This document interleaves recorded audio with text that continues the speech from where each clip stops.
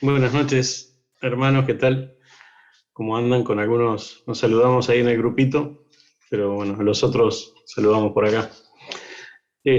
Vamos a estar yendo al libro de Hechos, a la carta, o el libro de Hechos, capítulo 9, y me dieron un versículo solo para compartir hoy.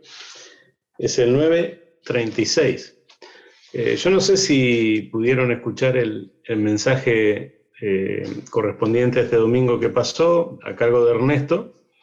Él allí hace una muy buena enseñanza a partir de, desde el versículo 32 hasta el 43, incluyendo la historia de Pedro y el encuentro con Eneas y bueno, y después con Dorcas, los dos sucesos. Hoy vamos a mirar el 36 y agarré algún otro versículo más para entender un poquito qué era lo que estaba pasando. Pero leemos ese, 9:36. Dice, había entonces en Jope una discípula llamada Tabita, que traducido quiere decir Dorcas. Esta abundaba en buenas obras y en limosnas que hacía.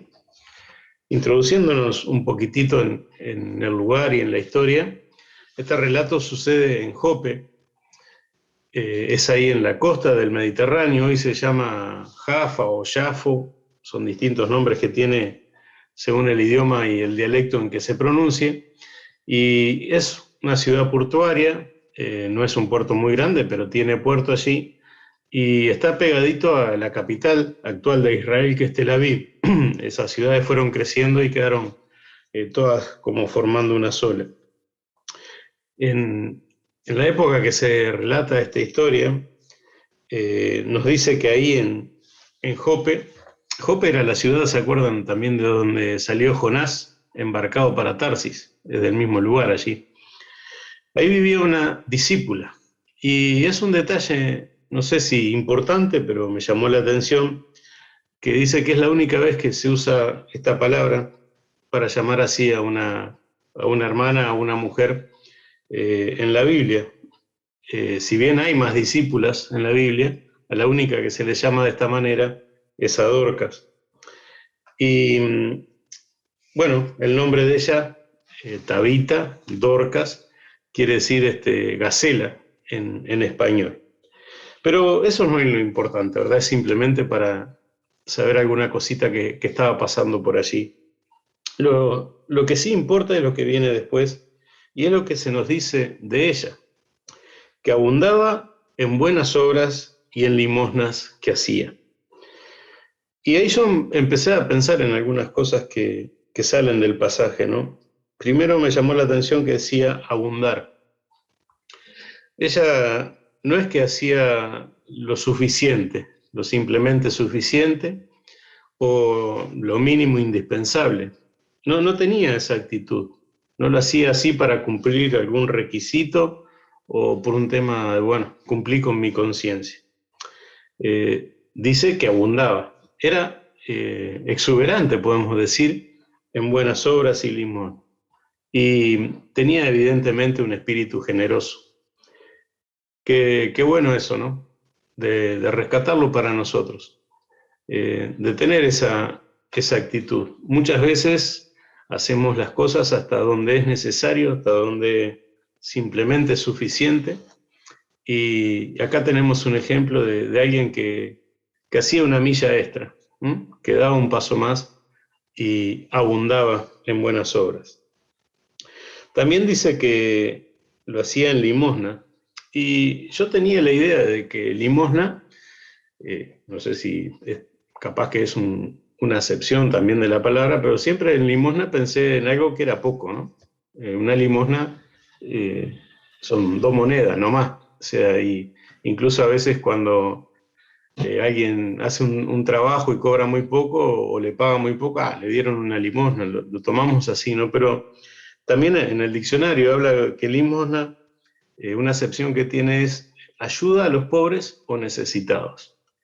Y entonces ahí la cantidad queda fuera de la conversación, ¿verdad? No sabemos cuánto puede ser, pero es una ayuda que se le da a alguien que lo necesita, que es pobre, que no tiene recursos. Bueno, Dorcas también ayudaba a los pobres y a los necesitados. Eso es lo que significa ahí con el tema de que era generosa o que abundaba en buenas obras y en limosna. Y una palabrita que aparece ahí, vieron que dice buenas obras y limosnas que hacía. Está bueno detenerse así a veces en cada palabra porque uno va sacando el jugo y va viendo detalles, ¿no? Las buenas obras y las limosnas las hacía. El secreto está en hacerlo. No tanto en que hablemos de buenas obras y en que estemos de acuerdo en que son importantes y que es recomendable y que nos hacen bien y que en fin, sino que lo importante es hacerlas. ¿Y qué pasó con Dorcas? Enfermó y murió. Ahí el relato dice, si después quieren lo pueden leer, que envían 2 hombres a llamar a Pedro, que estaba en Lida, una ciudad de unos 15 kilómetros desde allí, a rogarle que no se tardara y que viniera. Y bueno, llega Pedro y dice en el versículo 39, levantándose entonces Pedro, fue con ellos y cuando llegó, le llevaron a la sala donde le rodearon todas las viudas llorando y mostrando las túnicas y los vestidos que Dorcas hacía cuando estaba con ellas. Si leemos en el 37 vemos que la lavaron y la pusieron en una sala. Ernesto nos decía el otro día que un poco la costumbre en ese tiempo era cuando alguien fallecía, sí se hacía un velatorio, pero la sepultura era bastante inmediata. Y en este caso, prefirieron esperar a que llegara Pedro. Después lo pueden escuchar el mensaje y van a ver qué dice eso, si no lo han escuchado todavía. Y me hizo pensar un poco en el tema del velatorio, ¿no? Da para pensar algo, un paréntesis, capaz que en la enseñanza que nos trae este pasaje acerca de las buenas obras. Y pensaba en la importancia de acompañar a los que están de duelo, ¿no? Allí se daba esta situación de una hermana, una discípula, que era muy querida para mucha gente.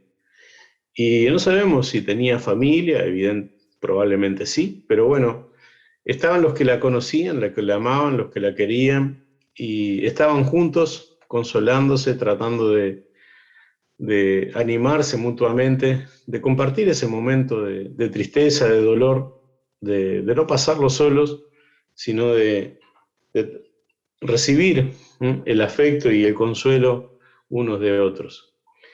Y hoy día el tema de los velatorios es algo que está muy desvalorizado, ¿no?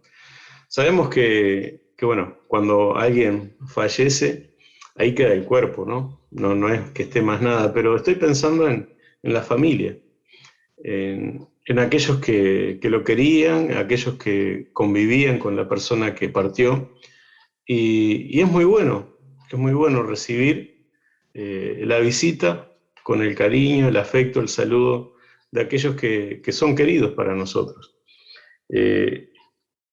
Es una buena obra también. Y es importante que lo tengamos presente y nos animemos. No es una cosa muy divertida, no creo que nadie disfrute de asistir a un velatorio, pero es algo que podemos hacer por el bien de aquellos que están en un momento de tristeza y de dolor. Y bueno, ahí estaban estas hermanas y nos daban este ejemplo. Es sanador recibir el afecto y el consuelo de aquellos que nos quieren y que nos quieren acompañar en un momento así. No sigamos la corriente de este mundo que cada día los quiere hacer más cortitos o si no hay mejor. Hay circunstancias que se entienden, ¿no? Bueno, que son ocasiones especiales y motivos diferentes, pero cuando tenemos ocasión de acompañar a alguien, no perdamos esa oportunidad de hacer una buena obra.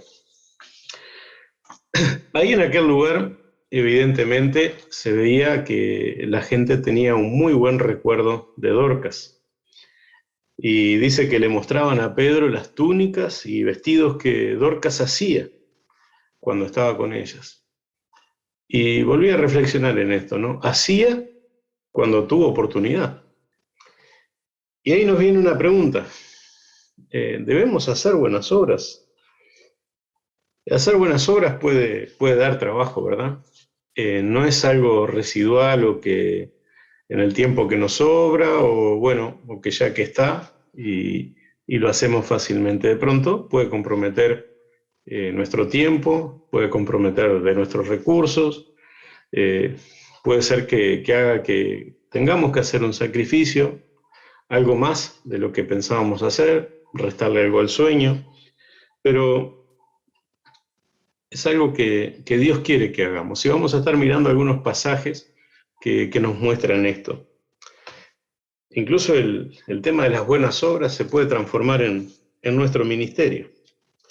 Miren, Santiago, capítulo 2, versículo 17, ahí está hablando, ¿se acuerdan este pasaje que habla de la fe sin obras y la fe con obras, ¿no? Y ahí dice que así también la fe, si no tiene obras, está muerta. Y yo pensaba, si mi fe está viva, ¿en dónde o en qué se ve? Las buenas obras son las que van a manifestar la vida que tiene mi fe. ¿Cuán viva está? Y ahí el consejo, el aliento es a reavivar nuestra fe y poner manos a la obra, ¿no? Que nuestra fe se manifieste en buenas obras. Entonces va a ser una fe que está viva. Quizás estamos medio apagados, desanimados, limitados, no sé, pero siempre es tiempo de reavivar nuestra fe, de acercarnos a Dios, de mejorar nuestra comunión con Él, de compartir, de disfrutar de su comunión, de una vida de intimidad con Él y que eso se empiece a ver en obras que van a ser buenas. Efesios capítulo 2, versículo 10. Pasaje, vamos a ir a leerlo, es bien conocido, pero nos da unos detalles muy lindos acerca de las buenas obras. Miren lo que dice, todos recordamos el versículo 8, creo, perdón, ya lo encuentro acá, estaba en Gálatas en vez de Efesios, dice, porque por gracia sois salvos por medio de la fe, esto no de vosotros, pues es don de Dios, no por obras para que nadie se gloríe. Ahí viene el apóstol Pablo hablando clarito de que las obras no son para la salvación, ¿verdad? Que la salvación es por fe, que es por gracia, pero enseguida, en el versículo 10, miren lo que pone, porque somos hechura suya, creados en Cristo Jesús para buenas obras, las cuales Dios preparó de antemano para que anduviésemos en ellas. Nos dice el propósito de que Dios nos hizo, dice que somos hechura suya, obra de las manos de Dios, y pensaba lo que tuvo que hacer para lograr algo bueno de nosotros, ¿no? Fue uniéndonos a Cristo, ¿vieron que dice ahí? Hechura suya, creados en Cristo Jesús. Solo uniéndonos a Él pudo hacer algo bueno de nosotros. Nos dio una nueva naturaleza, nuevas criaturas, creados en Cristo Jesús. ¿Y esto para qué? Ahí lo dice. Para buenas obras. Para eso nos salvó. ¿Para eso murió Cristo? Sí, murió para salvarnos, para que nosotros hagamos buenas obras.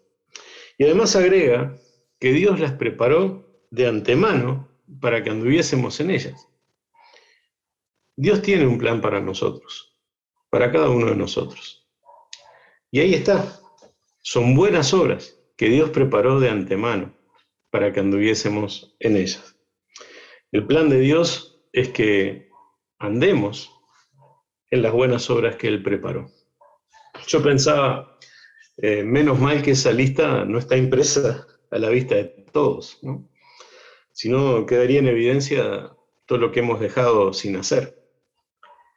Y saben, no corre el bueno, yo no sabía que Dios quería que yo hiciera esto, porque ahí tenemos un consejo que está en Eclesiastés que dice, todo lo que te viniera a la mano para hacer, hazlo según tus fuerzas.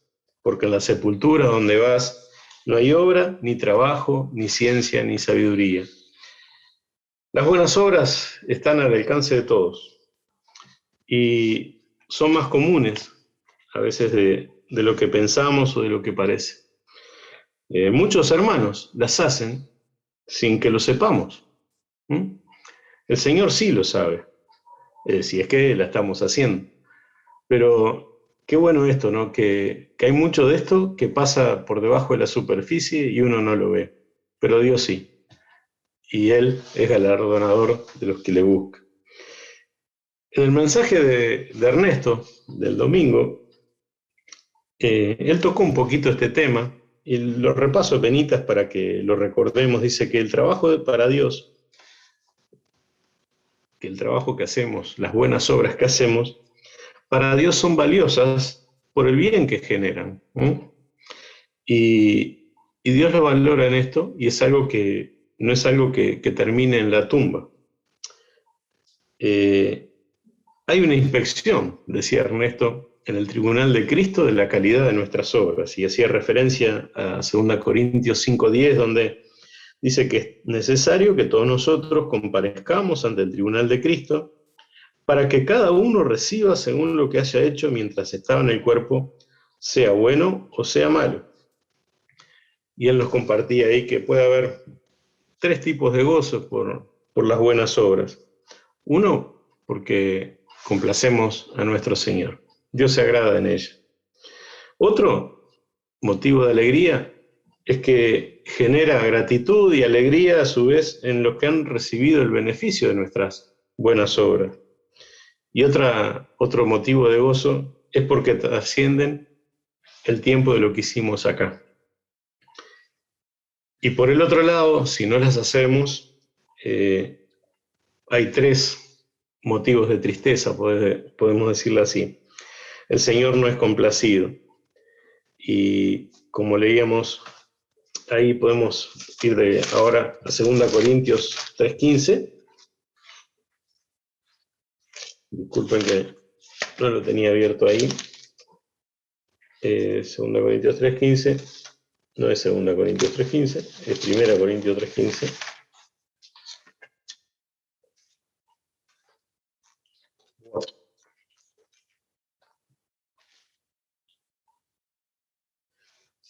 Si la obra de alguno se quemare, él sufrirá pérdida, si bien él mismo será salvo, aunque así como por fuego.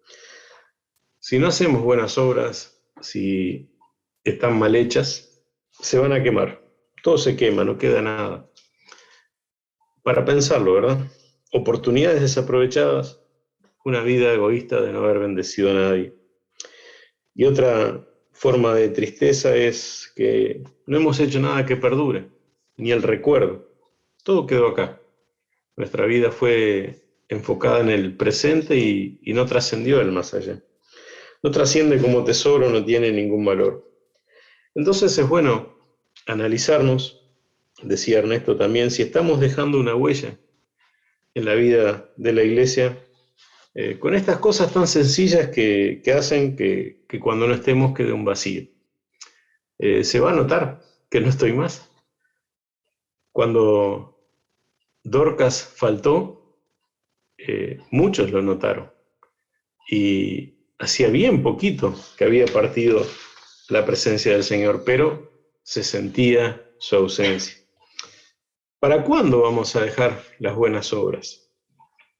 Apocalipsis 14, versículo 13, es un pasaje que hace referencia al futuro y dice de aquellos que van a estar en tiempos de tribulación, aquellos creyentes, que dice de ellos, de aquí en adelante, los muertos que mueren en el Señor, sí, dice el Espíritu, descansarán de sus trabajos, porque sus obras con ellos siguen. Me gustaba mucho esta frase, sus obras con ellos siguen.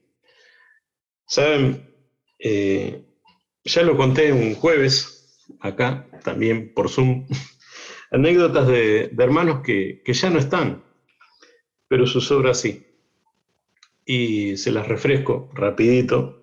Yo decía de Don Reyes, un hermano anciano de Reducto que acomodaba los bancos, barría la vereda, repartía folletos, siempre o sea, se encargaba de eso y lo hacía con gusto, con alegría. Y lo interesante es que el que hacía estas tareas tenía un brazo solo, ¿no? No era una limitante. Había un deseo de hacer buenas obras, eso lo podía hacer, lo hacía. Otra hermana, doña Liberata, generosa en tortas fritas y gestos de amor de la pobreza más pobre. Aquellos que la conocieron también saben de lo que estoy hablando. Y me viene esa frasecita, me quedó grabada, pobre mi hijo. Ella se refería a todo el mundo así, de, pobre mi hijo, ¿cómo anda? Y queda el afecto, queda el buen trato, queda ese gesto que hubo. Y también me acordaba de mi abuela Blasinda, y sus trabajitos de crochet. No sé si saben qué es esto. ¿Lo ven? ¿Sí? ¿Se dan cuenta lo que es, no? Capaz que hay varios por ahí que tienen alguno en su casa. ¿Eh? Hay uno que levanta la mano. Era algo que ella hacía cuando alguna parejita se iba a casar, en la despedida de soltero, ahí estaba el regalito de la abuela Blasinda, era el portarrollos de crochet. Eran detalles, ¿verdad? Y son cosas que quedan.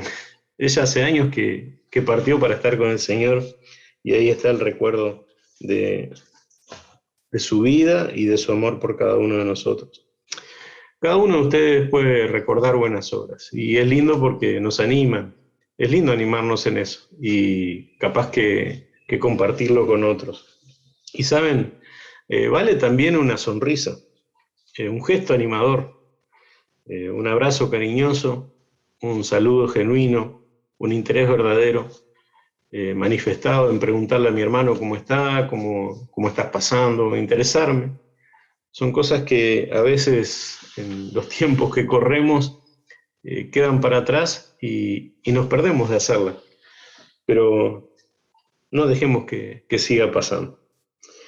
Y quería decirles, hermanos, que los que están haciendo buenas obras, anímense y sigan adelante. El Señor lo ve y lo recompensará. No se desanimen en la falta de reconocimiento y que capaz que algunos cercanos a ustedes lo vean como una idiotez o no sé, como una pérdida de tiempo o como, te están usando o como no seas así. Sigan, como dice el himno, firmes y adelante, que el Señor nos ve. Y los que no las hacen, o no tanto, tenemos que pensar que nos estamos perdiendo de algo. En Hechos 20, capítulo 20, versículo 35, el relato allí nos lleva a Mileto, ahí donde hoy es Turquía. Pablo se despedía de los hermanos y para él ya sabía que nunca más los iba a volver a ver. Eran sus últimas palabras, era como su epitafio para ellos, y fueron estas palabras: en todo les he enseñado que, trabajando así, se debe ayudar a los necesitados y recordar las palabras del Señor Jesús que dijo, más bienaventurado es dar que recibir. En el reino de Dios, algunas cosas son como en el reino del revés. Más bienaventurado es dar que recibir. Hay más felicidad, hay más dicha, hay más gozo, hay más alegría en dar que recibir. ¿Lo creemos? A veces parece que vivimos esperando recibir y en eso nos vamos a gozar, pero piénsenlo, si no se disfruta de veras cuando podemos dar más que recibir. Más bienaventurado es dar que recibir. Eso es lo que el Señor nos enseñó. Como llama la atención que estas palabras de Jesús no están escritas en los evangelios ni en los relatos que nos relatan la vida de Jesús, ¿no? En los evangelios, sino que las dice Pablo. Y evidentemente es una frase que quedó en la memoria, no sé si se llama así, en la memoria oral de la gente, ¿verdad? Era algo que se sabía que sí, que lo había dicho, que lo había enseñado el Señor Jesús, aunque no estuviera escrito de esa forma. Gálatas 6, versículo 10, dice que, así que, según tengamos oportunidad, hagamos bien a todos, y mayormente a la familia de la fe. Acá me gusta que habla de oportunidad. La versión Dios habla hoy, por ejemplo, dice, según tengamos la oportunidad y la posibilidad de hacerlo. Aprovechemos esa oportunidad, esa posibilidad que tenemos de hacerlo.